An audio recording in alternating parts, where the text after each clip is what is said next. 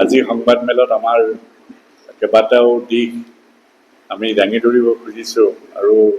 আপোনালোকৰ পৰা সহযোগ বিচাৰিছোঁ আমি যে এই কথাখিনি প্ৰচাৰৰ লগে লগে আমাৰ এই অঞ্চলত আমি কিখিনি কৰিব খুজিছোঁ হাউলি নাট্য সংঘৰ সহযোগত আৰু আনহাতে অন্যান্য কিছু সংগঠনৰ সহযোগত আগন্তুক ডিচেম্বৰ মাহলৈকে আমি কি কৰিব খুজিছোঁ এই সম্পৰ্কে আপোনালোকে যাতে ৰাইজকো জনাব পাৰে আৰু বিশেষকৈ আমাৰ যিসকল ইয়াত অংশগ্ৰহণকাৰী সম্ভাৱ্য তেখেতসকল যাতে আগতীয়াকৈ জ্ঞাত হয় মই থুলমূলকৈ কাৰ্যসূচী গোটেইখিনি কৈ যাম তাৰপিছত আপোনালোকৰ যদি কিবা প্ৰশ্ন থাকে সেই প্ৰশ্ন আপোনালোকে সুধিব পাৰে অহা 6 আৰু 7 জুন তাৰিখে আমি হাউলি নাট্য সংঘৰ উদ্যোগত যি নাট সমাৰোহ যোৱা বছৰ হৈছিল ঠিক তেনেকুৱা ধৰণে 6 আৰু 7 জুন তাৰিখে আমি আগন্তুক 6-7 জুন তাৰিখে আমি দুদিনীয়া কাৰ্যসূচীৰে 4খন নাটৰ আমি সমাৰোহ এখন পাতিম মূল উদ্যোক্তা নাট্য হাউলি নাট্য সংঘ আৰু আমি তাত সহযোগ কৰিম আৰু হাউলি নাট্য সংঘৰ বেনাৰত যিকেইখন নাট মঞ্চস্থ হ'ব 6 তাৰিখে মঞ্চস্থ হ'বলগীয়া নাট দুখন হ'ল চম্পক নাথৰ ইন্দ্ৰা নামৰ নাটখন আৰু তাৰ পিছতেই হ'ব সঞ্জীৱ ভট্টাচাৰ্যৰ বাংলা গল্প এটাৰ আধাৰত হেমেন দাসে অৰ্থাৎ মই দিয়া নাট্যৰূপৰ নাট্যৰূপ অভিনয় আৰু পিছদিনাখন হ'ব আমাৰ দলাগাঁৱৰ দীপেন দাসে লিখা নাট আৰু মনোহৰী বায়নৰ কবিতাৰ আধাৰত মনোহৰী বায়নৰ এটা বিখ্যাত কবিতা এটা আছে তাৰানাথ গুচি যায় এই তাৰানাথ গুচি যায় শীৰ্ষক কবিতাটি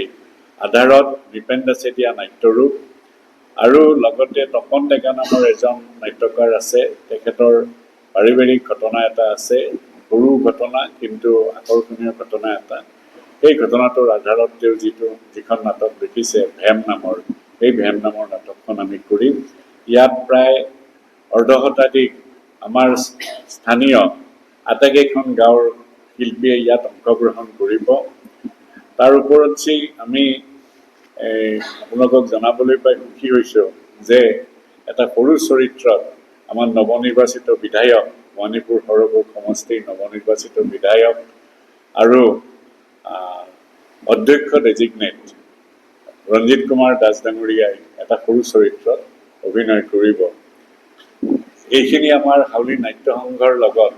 আমি যিখিনি কাম কৰিব বিচাৰিছোঁ এই জুন মাহত এইখিনিৰ এটা আভাস তাৰ ওপৰত আমাৰ আপোনালোকে জানে যে হাউলি ৰাস মহোৎসৱ উদযাপন সমিতিৰ মানৱ সম্পদ উন্নয়ন নামৰ এখন সমিতি আছে আৰু সেই সমিতিখনৰ 4টা কোষ আছে সাংস্কৃতিক কোষ শিক্ষা কোষ ক্ৰীড়া কোষ আৰু অৰ্থনৈতিক কোষ এতিয়া আমি 4টা কোষৰ যিসকল কৰ্মকৰ্তা তেখেতসকলৰ পৰা আমি বিচাৰিছিলোঁ যে এই বছৰটো নৱেম্বৰ বা ডিচেম্বৰ মাহলৈকে তেওঁলোকে কি কৰিব বিচাৰে সেইটো আমি তেওঁলোকৰ পৰা বিচাৰিছিলোঁ আৰু তেওঁলোকে বিচৰাৰ পিছত আমাক যি দাখিল কৰিছে সেইটো আমাৰ কাৰ্যনিৰ্বাহকত ইতিমধ্যে অনুমোদন হৈছে আৰু কাৰ্যনিৰ্বাহকত অনুমোদন হোৱা কাৰ্যসূচী অনুযায়ী সাংস্কৃতিক বিভাগে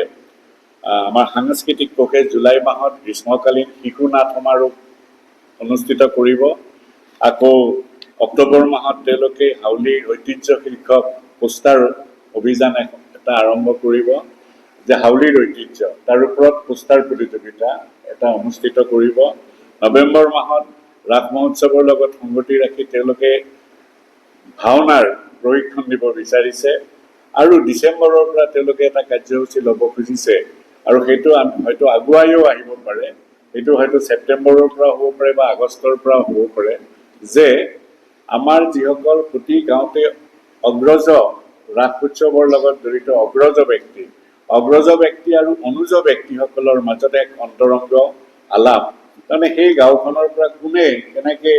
ৰাস মহোৎসৱত অংশগ্ৰহণ কৰিছিল কি ধৰণে কৰিছিল অনুজসকলে কেনেধৰণে কৰে সেইটো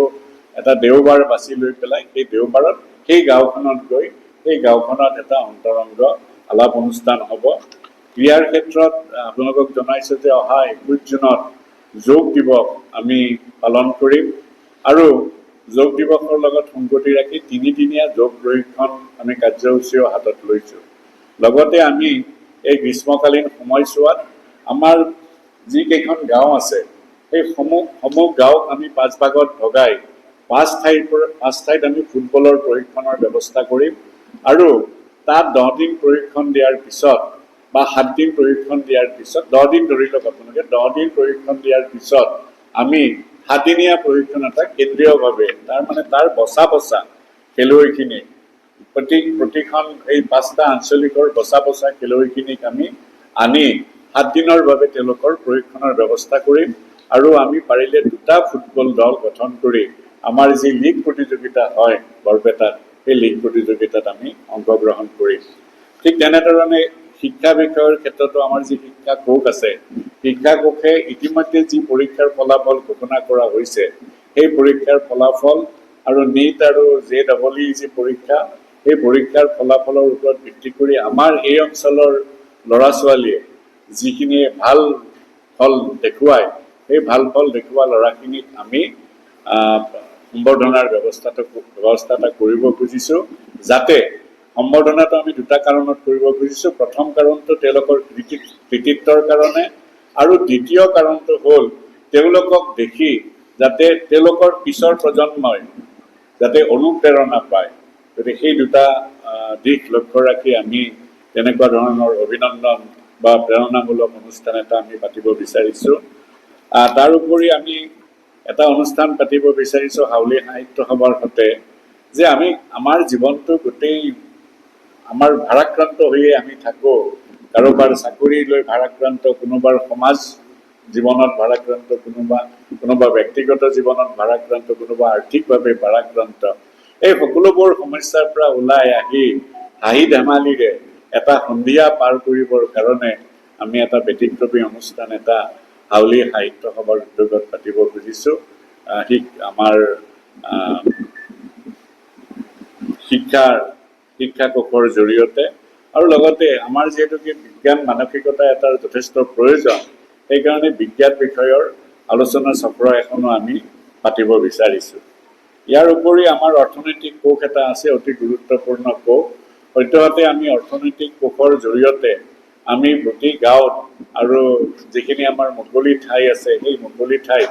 প্ৰয়োজন সাপেক্ষে আমি বৃক্ষৰোপণৰ কাৰ্যসূচী লৈছোঁ যোৱা বছৰ আমি প্ৰায় 12,000তকৈ অধিক বৃক্ষ আমি ৰোপণ কৰিছোঁ এইবাৰো আমাৰ লক্ষ্য তেনেকুৱাই আছে আৰু ইয়াৰ উপৰি আমি অৰ্থনৈতিক কোষৰ পৰা আমি এটা সাৰ্ভে এটা কৰিব বিচাৰিছোঁ সেই সাৰ্ভেৰ জৰিয়তে আমি আমাৰ অৰ্থনৈতিক উন্নতিৰ কাৰণে আমাৰ প্ৰতিখন গাঁৱৰ শিক্ষিত যি নিবনুৱা যুৱক যুৱতী আছে অৰ্ধশিক্ষিত যিখিনি নিবনুৱা যুৱক যুৱতী আছে আৰু যিখিনি কৰ্মহীন হৈ থাকে বা কৰ্মহীন বুলি নিজকে ভাবে কিন্তু আচলতে তেওঁলোকক বাটটো দেখুৱালে তেওঁলোকে কৰ্মৰ সন্ধান পাব পাৰে বা কৰ্মৰ পথ পাব পাৰে তেনেকুৱা মানুহখিনিক লৈ আমি এটা অৰ্থনৈতিক সমীক্ষা এটা কৰিব বিচাৰিছোঁ এই অৰ্থনৈতিক সমীক্ষাৰ পিছত আমি অৰ্থনৈতিক উন্নতিৰ বাবে এক ব্যাপক কাৰ্যসূচী আমি পৰৱৰ্তী বৰ্ষটোত আমি ল'ব বিচাৰিছোঁ এইখিনি আমাৰ সাংস্কৃতিক ক্ৰীড়া শিক্ষা আৰু অৰ্থনৈতিক কোষে ল'বলগীয়া বিভিন্ন কাৰ্যসূচীৰ চমু আভাস